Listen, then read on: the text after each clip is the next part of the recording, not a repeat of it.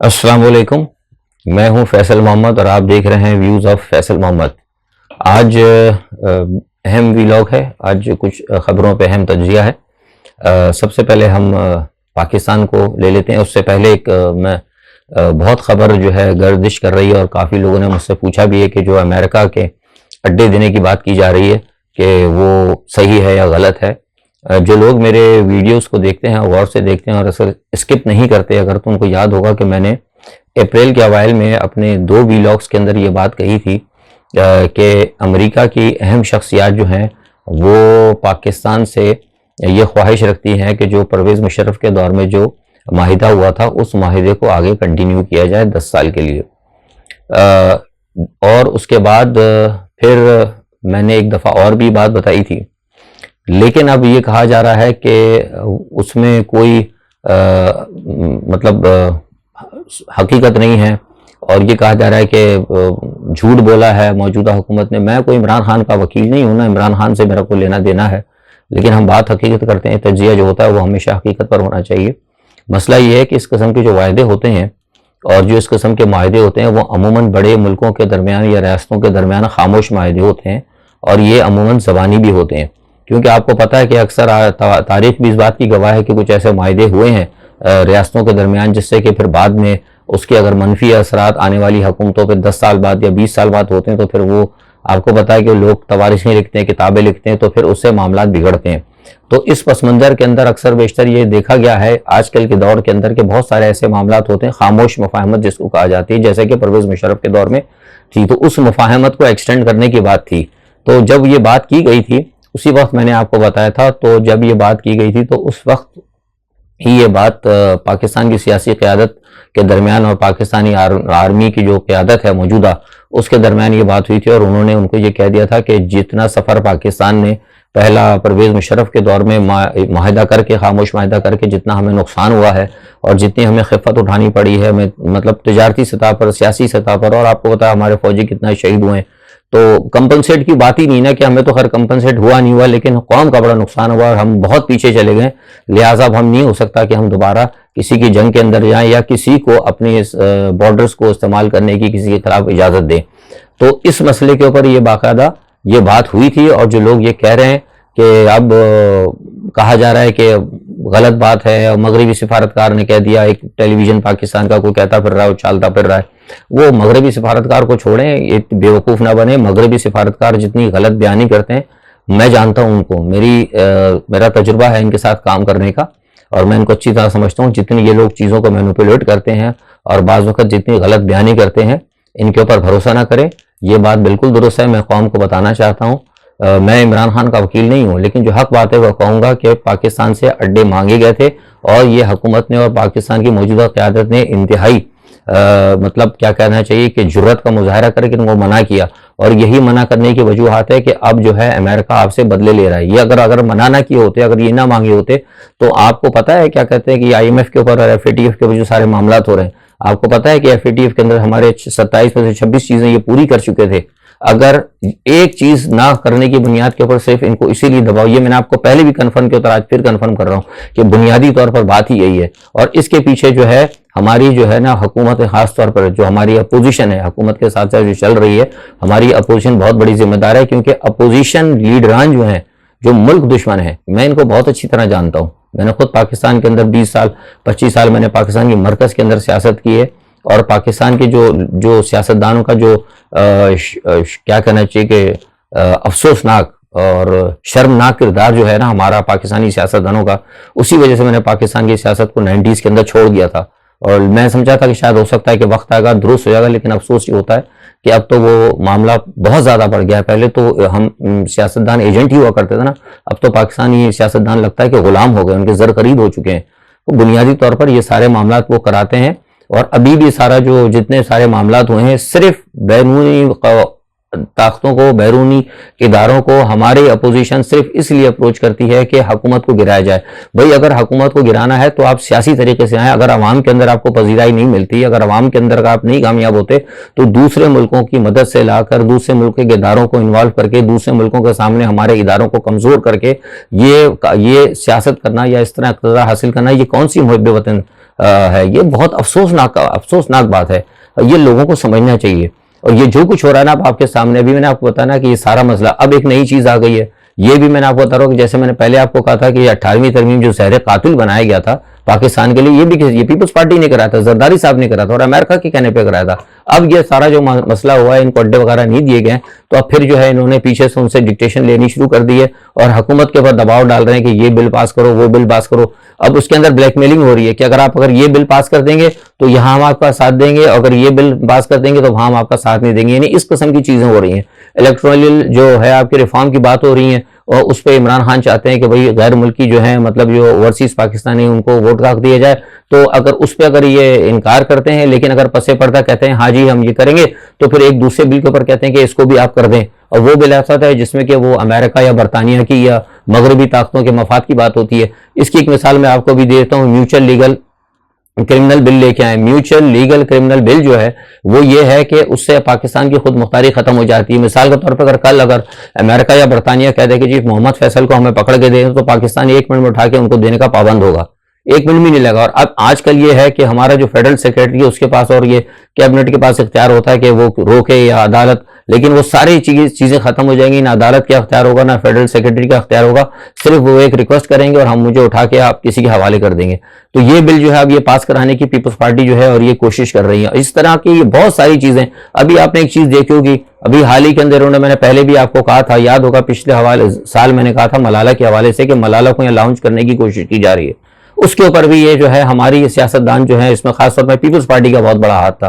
अब आपने देखा कि अभी थोड़े दिन पहले की बात है, मेरे ख्याल से 1 हफ्ते की, कि पंजाब की जो है निसाब है उसके अंदर मलाला की तस्वीरें जो हैं इन्होंने सर सैयद अहमद खान और लामा इकबाल और लियाकत अली खान के साथ डाल के लोगों को, नई नस्ल को, आने वालों को बता रहे हैं कि ये असल में बुनियादी तौर पर आपके कौमी हीरोज के साथ साथ ये है।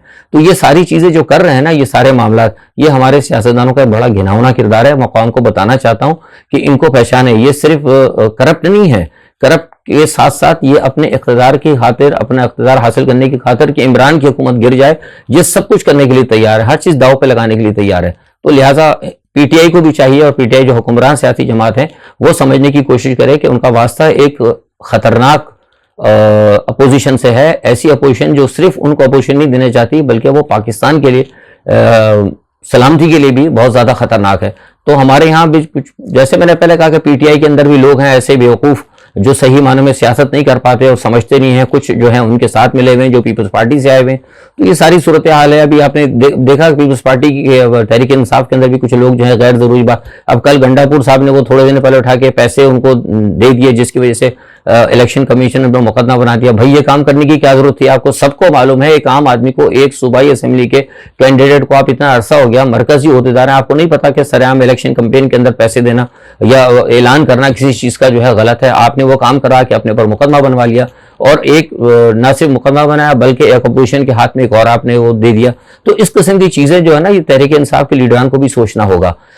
दूसरा एक सबसे अच्छी बात यह है कि इमरान खान साहब उज़्बेकिस्तान का दौरा कर रहे हैं और वो तिजारती वफ्त उनके साथ बहुत बड़ा जा रहा है, और मैं समझता हूँ बहुत अच्छी चीज़ है कि तिजारत के हवाले से उनकी कोशिशें होनी चाहिए। और दूसरा एक सबसे बात यह है कि मैंने आपको पहले बताया था कि सिंध के अंदर तब्दीली की बात की जा रही है। हो सकता है कि शायद ईद के बाद अरबाब रहीम को गवर्नर लगा दिया जाए, और उसके बाद अगर हालात सही ना हुए तो मैंने बताया था कि पीपल्स पार्टी की पसे पर्दा मामलात को देखते हुए कोशिश ये की जा रही है कि पीपल्स पार्टी को हटा दिया जाए।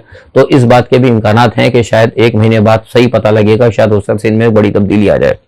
ठीक है जनाब, एक तो ये चीज़ हो गई। दूसरा मैं अफगानिस्तान के हवाले से बात करता हूँ कि देखिए अफगानिस्तान के अंदर हमने आपको बताया था कि अफगानिस्तान में बड़ी तेज़ी से वहाँ की फतवात हो रही हैं, और तालिबान ने जो अपना पाक अफगान बॉर्डर है उसको भी उन्होंने कब्जा कर लिया है, और जो बाबे दोस्ती है वो उन्होंने बंद कर दिया है। और ये भी हमारे पास खबरें हैं कन्फर्म, पता नहीं मीडिया में आई नहीं आई, कि काबिल की गिरदोनवा के अंदर तालिबान जमा हो गए, और तालिबान की फतवात और काबुल के हाथ से निकलने पर अशरफ गनी इंतजामिया बहुत ज़्यादा परेशान है। और उन्होंने, हमें जो पता लगा था आज सुबह के, उन्होंने इंदिया दिया है और बात की है सुबह ज़ल्मे खलीलजाद से जो यहाँ पर आए हुए हैं दोहा, उनसे बात की और उनसे कहा कि फौरी तौर पर दोहा मुज़ाकरात दोबारा किए जाएं और बैनुल अफ़गान मुज़ाकरात फ़ौरन शुरू किए जाएं, क्योंकि वो ये समझते हैं कि जिस तरीके से तालिबान तेज़ी से आगे बढ़ रहे हैं और अफ़गान इंतज़ामिया उनको रोकने में नाकाम रही है, तो हो सकता है कि सकूत काबिल हो जाए और अगर उनको पता है, वो समझते हैं कि ये, मैं आपको बड़ी पक्की खबर दे रहा हूँ कि वो ये समझते हैं, उनके करीबी ज़राए ने बताया, वो समझते हैं कि अगर सकूत काबिल हो गया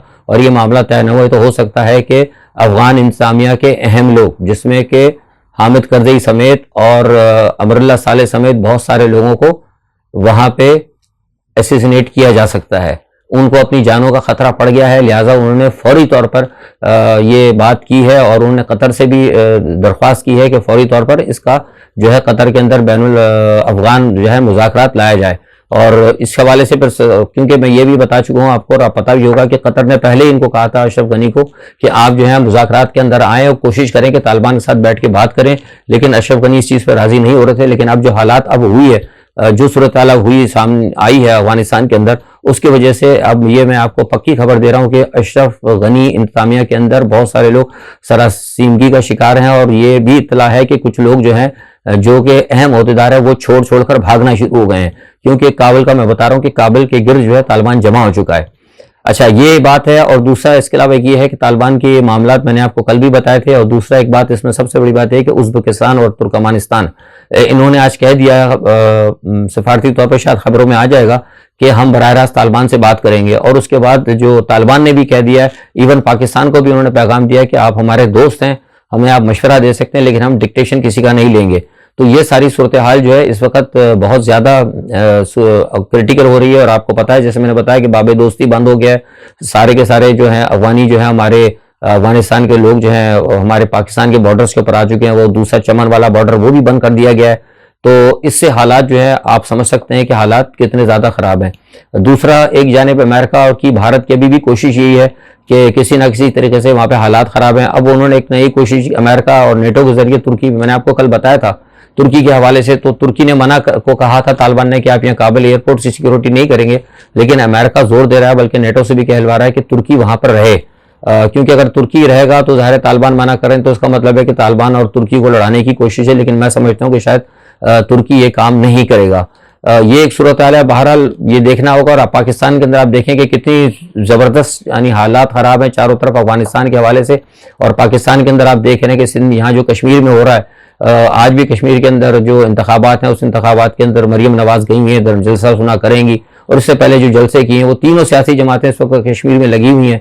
और जिस किस्म के वो कर रहे हैं, उनके पास कोई मैंडेट नहीं है, एक दूसरे पे इल्ज़ामात लग रहे हैं। कल वो गंडापुर साहब की भी जूता पोशी हो गई, वो भी शामिल हो गए जूता पोशी के अंदर। तो ये सारे मामला जो है ना, इससे आपको, कौम को मैं बताना चाहता हूँ कि आपको हमारे सियासतदानों की संजीदगी का बताना चाहता हूँ कि संजीदगी हमारी सियासतदानों की कितनी है।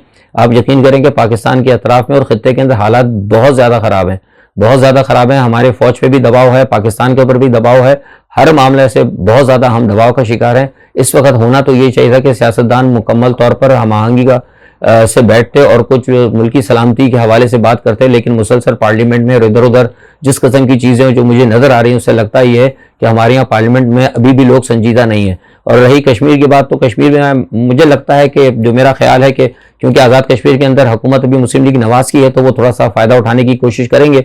लेकिन तहरीक इंसाफ वालों के अंदर भी एक कोशिश है कि कश्मीर वालों ने देखा नहीं तहरीक इंसाफ को, तो मुझे लगता है कि शायद गिलगित बल्तिस्तान की तरह आज़ाद कश्मीर के अंदर भी एक दफ़ा जोड़ तोड़ कर मिला मुलूक और शायद हो सकता है तहरीक इंसाफ हुकूमत बना लेगी। ये मेरा ख्याल है, तज्जिया है। तो देखें क्या होता है। इंशाअल्लाह मामला तेज़ी से चल रहे हैं और रोज़ाना बदलती सूरत हाल जो है ख़ित्ते की, अफगानिस्तान के साथ साथ रोज़ाना पाकिस्तान की भी सूरत हाल बदल रही है।